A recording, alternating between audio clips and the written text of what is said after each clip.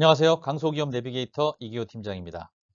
자, 오늘은 차명주식 제3주차 차명주식 해결 방안에 대해서 말씀드리도록 하겠습니다. 자, 지금 제가 1주차와 2주차에 걸쳐서 차명주식이 무엇이고 차명주식이 왜 발생되어졌고 그다음에 2주차에는 차명주식이 우리에게 안겨주는 문제점들이 뭐가 있는지 제가 자세히 설명을 드렸습니다. 그러면 결과는 하나죠. 이것을 해결해야 되는데 오늘 3주차 차명주식의 해결 방안에 대해서 말씀드리도록 하겠습니다. 자, 해결 방안은 크게 세 가지로 제가 나눠서 설명할 건데 하나는 이제 실제 소유자 확인 제도를 통해서 해결하는 방법, 두 번째는 명의 신탁을 이제 해지해서 회수하는 방법, 세 번째는 이도저도 안 될 때는 소송으로 할 수 있는 방법, 세 가지로 나누어서 간단하게 오늘은 설명을 드리도록 하겠습니다. 자, 먼저 첫 번째 해결 방법, 명의신탁 주식 실제 소유자 확인 제도를 통한 해결입니다.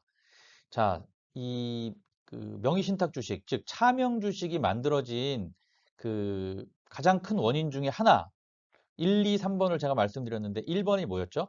상법상의 규정을 말씀드렸잖아요.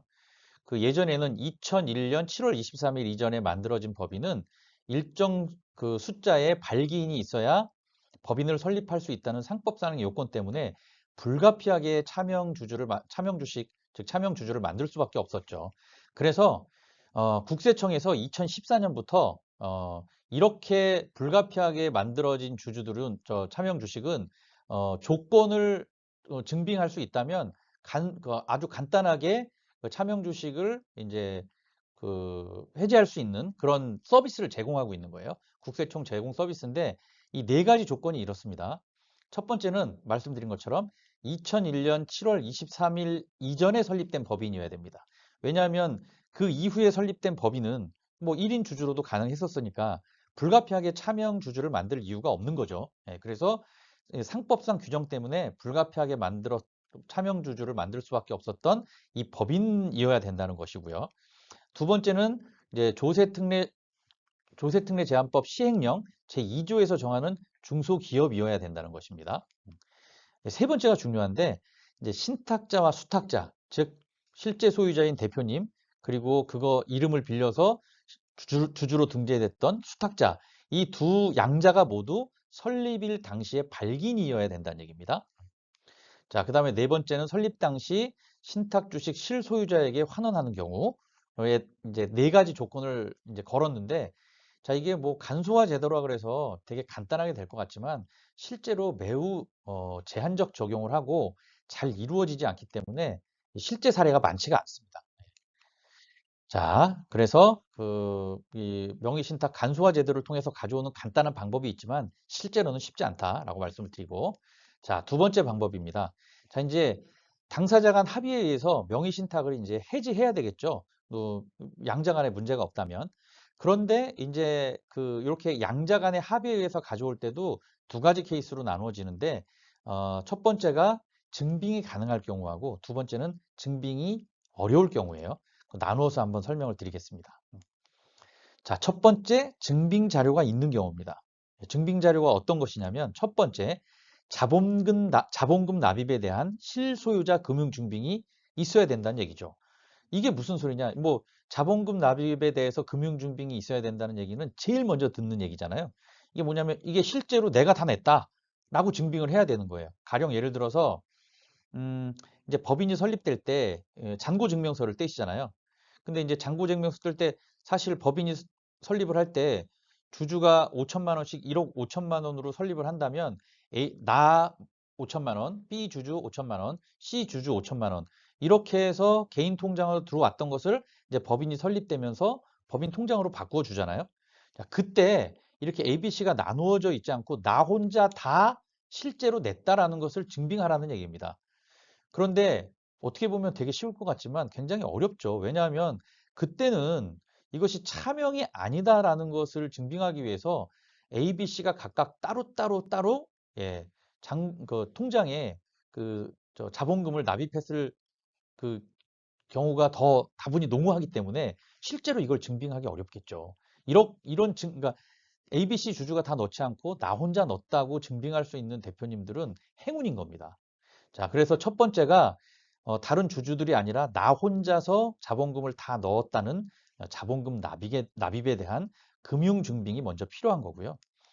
두 번째는 이제 배당과 관련된 금융증빙입니다. 이것은 뭐냐면 아까 제가 이제 2주차, 1주차에도 많이 말씀드렸는데 배당은 주주가 가진 주식의 수, 즉 지분율에 따라서 하기 때문에 각자에게 다 배당이 되어줘야 합니다.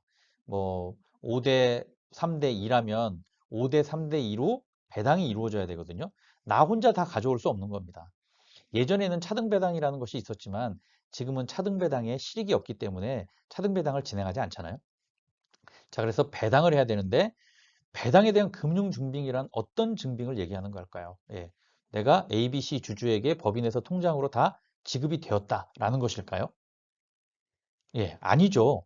왜냐하면 그 ABC 주주에게 법인이 다 지급을 하고 땡이라고 한다면 이것은 실제 주주라는 얘기잖아요. 여기에서 말하는 금융증빙은 이제 A가 소유자라고 가정했을 때 BC 주주가 받았던 배당금을 뒤로 다시 A가 받은 그것에 대한 금융증빙입니다. 자, 이것도 뭐 이렇게 나오는 케이스가 종종 있긴 하지만 대부분은 차명이 아니다라는 것을 증빙하기 위해서 다 따로따로 넣거나 아예 하지 않거나 이런 케이스가 많았기 때문에 요 두 금융 증빙도 쉽지는 않습니다. 그러니까 차명 주주를 회수할 때 증빙으로 회수하는 케이스가 많지 않은 이유가 다 이런 거거든요. 예. 자, 그래서 이 두 개. 그 다음에 또 하나는 뭐냐면 당사자 간 작성된 명의신탁 합의서 혹은 확인서입니다. 자, 그런데 이것도 쉽지 않죠. 왜냐하면 당시에 뭐 합의서를 썼어야 되거든요. 뭐 물론 지금 써도 되지만 지금 쓰는 것은 이제 신뢰도가 좀 떨어진다고 보여지는 거예요.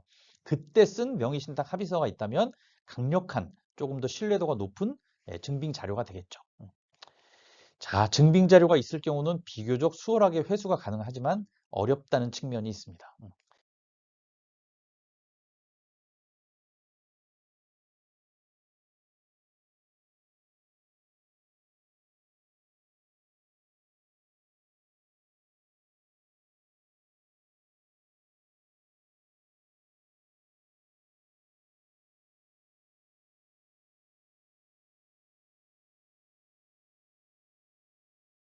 자, 이제 두 번째입니다. 두 번째는 뭐죠? 증빙 자료가 없는 경우입니다. 자, 없는 경우는 쉽게 말하면 첫 번째는 뭐 없는데 그러면 기다렸다가 세금 없이 그냥 가져오는 거예요. 그게 뭐냐면 증여세 부과 제척 기간 경과 후에 해지하는 겁니다. 증여세 부과 제척 기간이 얼마나 걸린다고 그랬죠? 아까 15년 3개월 걸린다고 그랬습니다. 왜냐하면 가만히 있다가 그때 해지하게 되면 증여세는 안 내니까요. 자, 시간이 소요되지만 그러니까 시간이 소요된다는 단점이 있고 대신 세금이 없다는 장점이 있죠. 자, 이게 첫 번째 방법이고 증빙이 없을 때, 두 번째 증빙이 없을 때는 그냥 세금을 내고 가져오는 건데 여기는 1번은 세금이 없지만 2번은 세금을 내는 것이거든요. 낼 때는 어떤가요? 예, 내가 감당할 수 있을 만큼 그렇게 증여세가 크지 않다면 내가 증여세를 내고라도 회수할 수 있는 거죠. 자, 이런 케이스는 뭐냐면 신탁 당시에 시가가 아주 낮을 경우 뭐 신탁 당시 자본금이 1,000만 원인데 20%의 차명을 줬다. 그럼 200만 원 정도잖아요. 200만 원에 대한 증여세 뭐 200만 원에 10%니까 20만 원 정도니까 가져올 수 있겠죠. 예. 그 다음에 또 문제가 뭐냐면 우리가 증여할 때 문제가 많이 발생한다고 했잖아요. 왜냐하면 시가로 다시 그 증여한 만큼은 재계산해야 되고 증여세 부과제척 기간도 다시 재계산해야 된다는 말씀을 드렸었죠. 그래서 증자가 있었는지 반드시 확인하라는 것. 증자가 있을 경우에는 가격도 달라지고 시간도 다시 재계산해야 되기 때문에 물론 여기서는 가격이 중점입니다. 가격이 중점이에요. 그러니까 증자를 할 당시에도 법인이 그렇게 상황이 좋지 않아서 뭐 증여세가 많이 나오지 않을 수준이다. 증자를 한 두 번 했는데도 다 합쳐서 세금 몇백만 원 내면 되는 수준이다. 그럴 때는 예, 증빙 자료 없이도 가져올 수 있는 거죠. 예. 자, 이렇게 차명 주식의 해결 방안 두 번째는 이제 합의가 됐을 경우에는 이렇게 해지할 수 있다는 얘기입니다. 자, 세 번째는 뭐냐면 소송을 통해서 명의신탁을 해지하는 경우입니다. 이거는 증빙 자료 또는 합의서가 없거나 그 다음에 실제 합의가 어려운 경우, 그 수탁자와 합의가 어려운 경우. 자, 이럴 때는 소송을 통해서 승소 판결문을 받아서 해지하는 경우가 있습니다. 자, 재판을 해야 된다는 얘기인데요. 쉽게 말해서 이제 뭐 증빙 자료도 없고 합의도 안 되고 그랬을 때는 이제 재판을 해야 된다는 겁니다. 근데 여기서 1번 재판은 두 가지가 있는데 무변론 판결과 변론 판결로 나누어집니다. 첫 번째 무변론 판결은 말이 어렵네요. 예, 궐석 재판이라고 그러죠. 궐석 재판은 피고인이 참석하지 않는 재판입니다. 그렇기 때문에 비용도 조금 저렴하고 그 다음에 대신에 신뢰도는 낮다고 볼 수가 있겠죠. 자, 이 케이스는 어느 정도 그 차명 주주가 용인해 줬을 때 쓸 수 있는 방법이죠.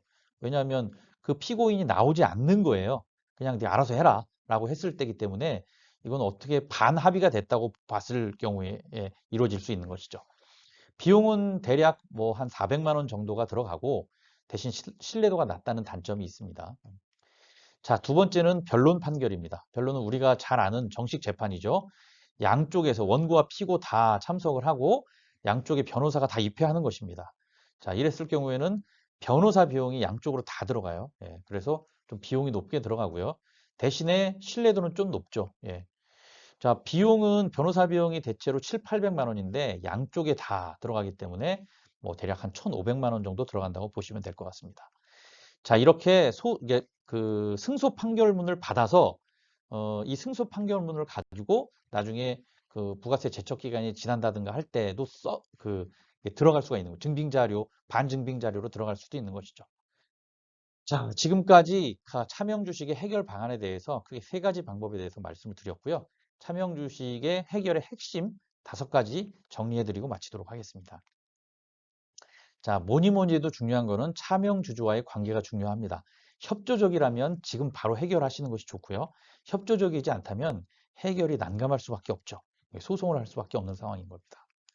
두 번째는 해지 시에 증여의제, 즉 증여세를 내야 된다는 상황은 꼭 인지하셔야 됩니다. 해지하더라도 나는 세금을 내야 되는 상황인 거예요. 자, 그런데 그럴 때 증자가 있다면 재계산해야 되는 금액과 기간에 대해서 재계산이 들어가는 거기 때문에 반드시 증자 여부를 체크해야 된다는 점 잊지 말으셨으면 좋겠고요. 자, 네 번째는 그 증여세 부가제척 기간 꼭 기억하셔야 됩니다. 15년 3개월이 지나면 세금이 없기 때문에 기간이 많이 지난 대표님들은 이 기간을 채워서 세금 없이 회수하는 방법을 꼭 염두에 두셨으면 좋겠습니다. 그러나 뭐니 뭐니 해도 제일 중요한 건 이거죠. 예. 차명 주식을 만들지 않는 것이 최고입니다.